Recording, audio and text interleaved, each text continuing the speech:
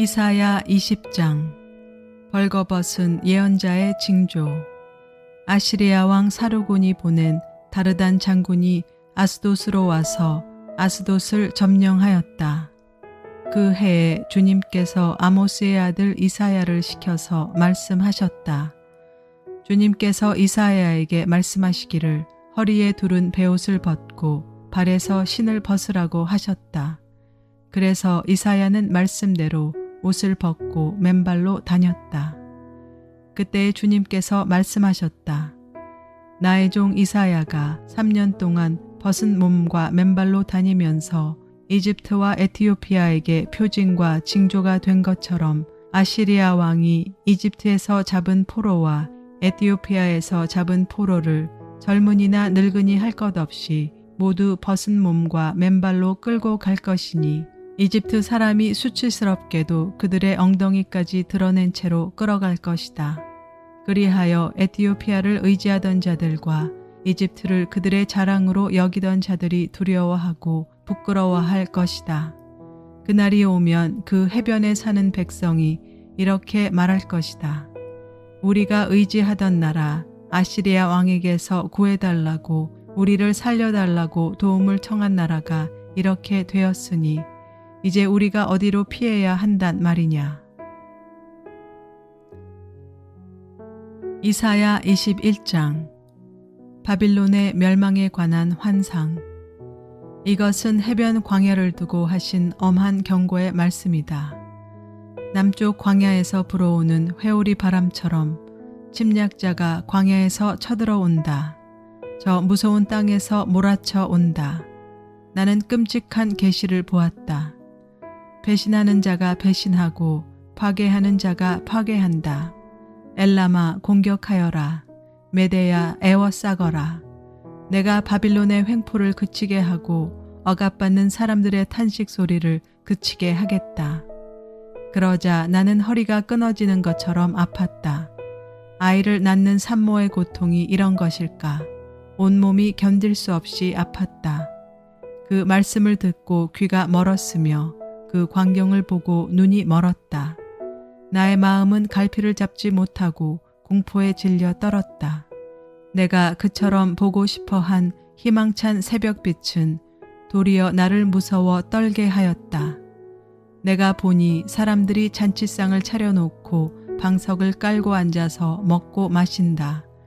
갑자기 누가 명령한다.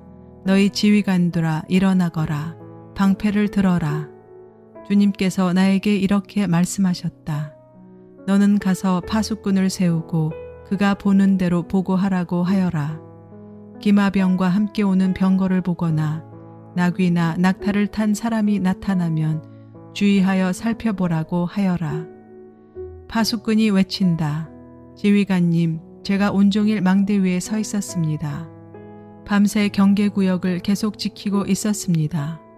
그런데 갑자기 병거가 몰려오고 기마병이 무리를 지어 온다. 누가 소리친다. 바빌론이 함락되었다. 바빌론이 함락되었다. 조각한 신상들이 모두 땅에 떨어져서 박살났다.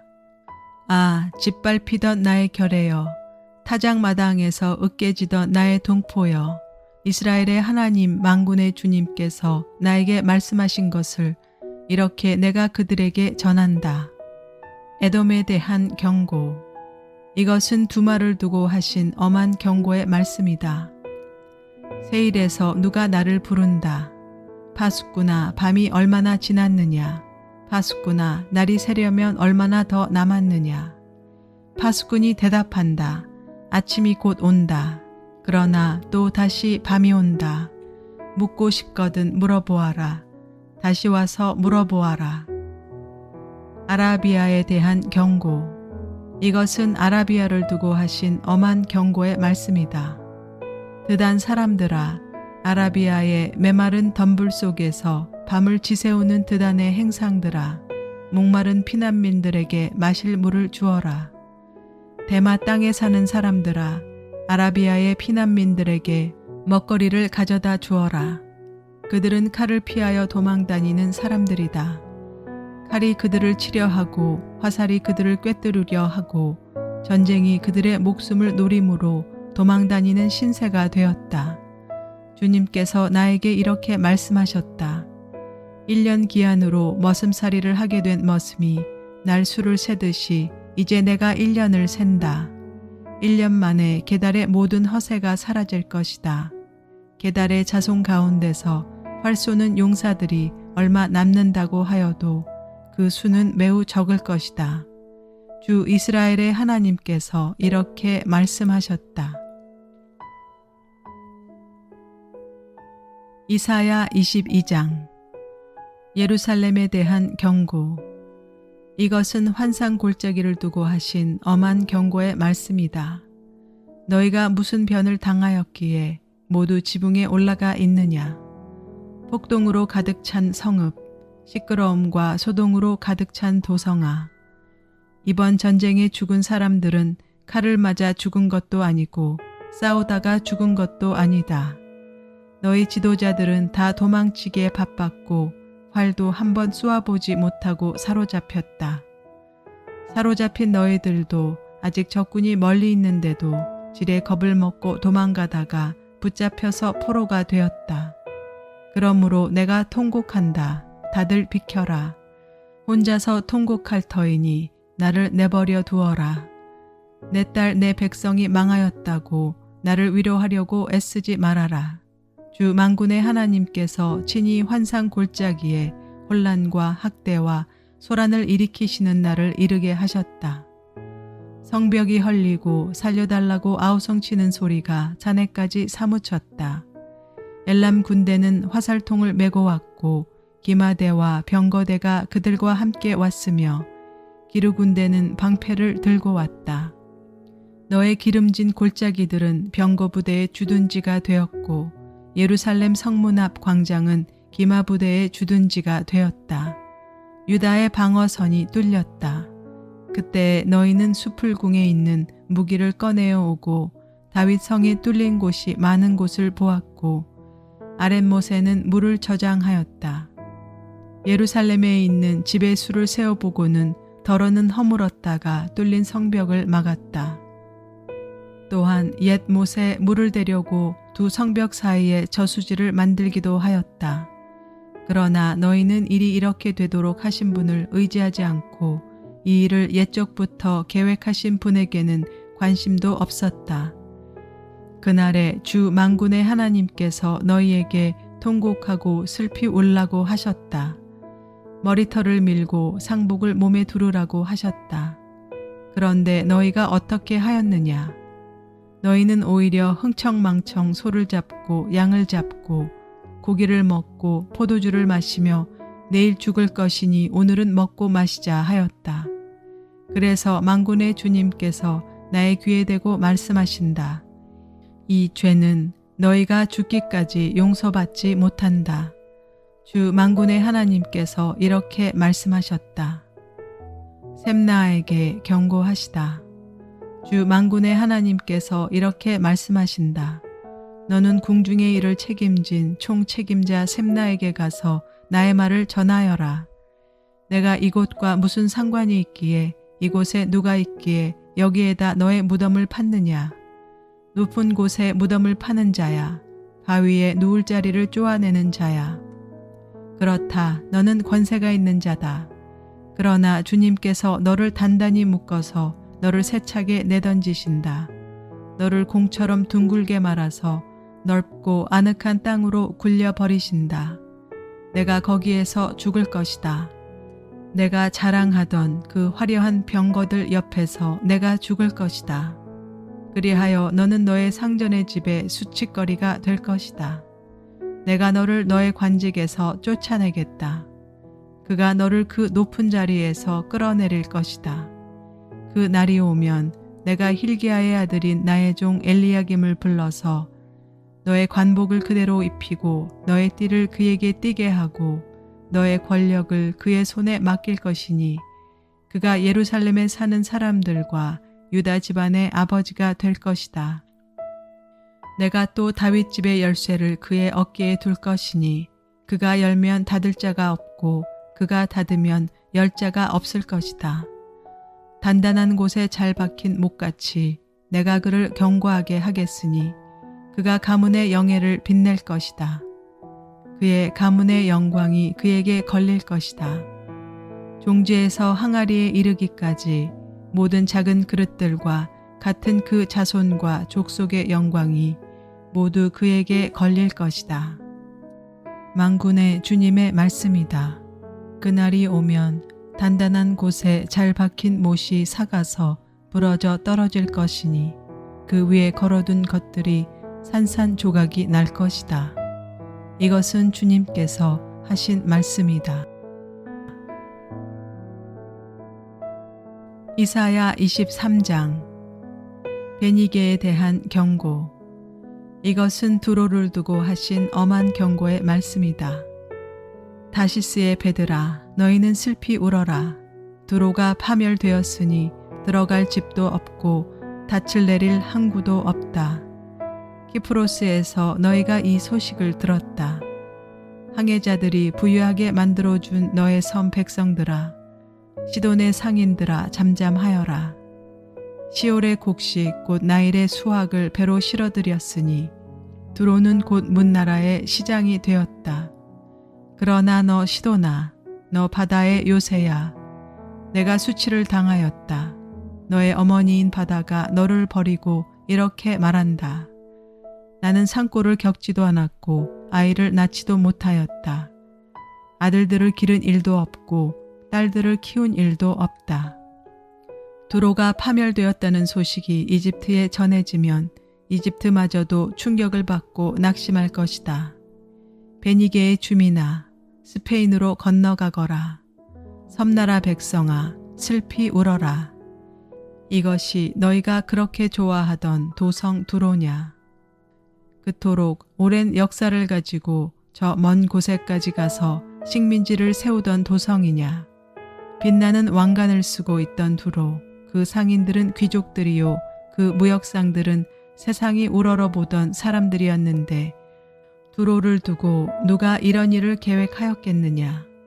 그 일을 계획하신 분은 만군의 주님이시다. 온갖 영화를 누리며 으스대던 교만한 자들을 비천하게 만드시고 이 세상에서 유명하다는 자들을 보잘것없이 만드시려고 이런 계획을 세우셨다. 스페인에 따라 너의 땅으로 돌아가서 땅이나 갈아라. 이제 너에게는 항구가 없다. 주님께서 바다 위에 팔을 펴셔서 왕국들을 뒤흔드시고 베니게의 요새들을 허물라고 명하셨다. 그래서 주님께서 이렇게 말씀하셨다. 처녀딸 시도나, 너는 망했다. 내가 다시는 우쭐대지 못할 것이다. 일어나서 키프로스로 건너가 보아라. 그러나 거기에서도 내가 평안하지 못할 것이다. 바빌로니아 사람의 땅을 보아라. 백성이 없어졌다. 아시리아 사람이 그곳을 들짐승이 사는 곳으로 만들었다. 그들이 도성 바깥에 흙 언덕을 쌓고 성을 공격하여 궁전을 헐어 황폐하게 하였다. 다시스의 배들아, 너희는 슬피 울어라. 너희의 요새가 파괴되었다. 그 날이 오면 한 왕의 수명과 같은 70년 동안 두로가 잊혀지겠으나 70년이 지난 뒤에는 두로가 창녀의 노래에 나오는 주인공처럼 될 것이다. 망각 속에서 사라졌던 너 가련한 창녀야. 수금을 들고 성읍을 두루 다니며 감미롭게 수금을 타고 노래나 실컷 불러라. 남자들마다 내 노랫소리를 듣고 다시 너를 기억하여 모여들게 하여라. 70년이 지나가면 주님께서 두로를 돌보아 주셔서 옛날처럼 다시 해상무역을 하게 하실 것이다. 그때의 두로는 다시 제 몸을 팔아서 땅 위에 있는 세상의 모든 나라의 돈을 끌어들일 것이다. 그러나 두로가 장사를 해서 벌어들인 소득은 주님의 몫이 될 것이다. 두로가 제 몫으로 간직하거나 쌓아두지 못할 것이다. 주님을 섬기며 사는 사람들이 두로가 벌어놓은 것으로 배불리 먹을 양식과 좋은 옷감을 살 것이다. 이사야 24장. 주님께서 땅을 벌하실 것이다. 주님께서 땅을 텅 비게 하시며 황폐하게 하시며 땅의 표면을 뒤엎으시며 그 주민을 흩으실 것이니 이 일이 백성과 제사장에게 똑같이 미칠 것이며 종과 그 주인에게 하녀와 그 안주인에게 사는 자와 파는 자에게 빌려주는 자와 빌리는 자에게 이자를 받는 자와 이자를 내는 자에게 똑같이 미칠 것이다. 땅이 완전히 텅 비며 완전히 황무하게 될 것이다. 주님께서 그렇게 된다고 선언하셨기 때문이다. 땅이 메마르며 시든다. 세상이 생기가 없고 시든다. 땅에서 높은 자리를 차지한 자들도 생기가 없다. 땅이 사람 때문에 더럽혀진다. 사람이 율법을 어기고 법령을 거슬러서 영원한 언약을 깨뜨렸기 때문이다. 그러므로 땅은 저주를 받고 거기에서 사는 사람이 형벌을 받는다. 그러므로 땅의 주민들이 불에 타서 살아남는 자가 얼마 되지 않을 것이다. 새 포도주가 마르며 포도나무가 시든다. 마음에 기쁨이 가득 찼던 사람들이 모두 탄식한다. 소굴을 치는 흥겨움도 그치고 기뻐 뛰는 소리도 멎고 수금 타는 기쁨도 그친다. 그들이 다시는 노래하며 포도주를 마시지 못할 것이고 독한 술은 그 마시는 자에게 쓰디쓸 것이다. 무너진 성읍은 황폐한 그대로 있고 집들은 모두 닫혀 있으며 들어가는 사람이 하나도 없을 것이다. 거리에서는 포도주를 찾아 아우성치고 모든 기쁨은 슬픔으로 바뀌고 땅에서는 즐거움이 사라진다. 성읍은 폐허가 된 채로 버려져 있고 성문은 파괴되어 조각난다. 이 땅에 이러한 일이 일어나고 거기에 사는 백성에게 이러한 일이 일어날 것이니 마치 올리브 나무를 떤 나무와 같고 포도나무에서 포도를 거둔 뒤에 남은 것을 주울 때와 같을 것이다. 살아남은 사람들은 소리를 높이고 기뻐서 외칠 것이다. 서쪽에서는 사람들이 주님의 크신 위엄을 말하고 동쪽에서는 사람들이 주님께 영광을 돌릴 것이다. 바다의 모든 섬에서는 사람들이 주 이스라엘의 하나님의 이름을 찬양할 것이다. 땅 끝에서부터 노래하는 소리, 의로우신 분께 영광을 돌리세 하는 찬양을 우리가 들을 것이다. 그러나 갑자기 나는 절망에 사로잡혔다. 이런 변이 있나? 이런 변이 또 어디에 있단 말인가? 나에게 재앙이 닥쳤구나. 약탈자들이 약탈한다. 약탈자들이 마구 약탈한다. 땅에 사는 사람들아, 무서운 일과 함정과 올가미가 너를 기다리고 있다.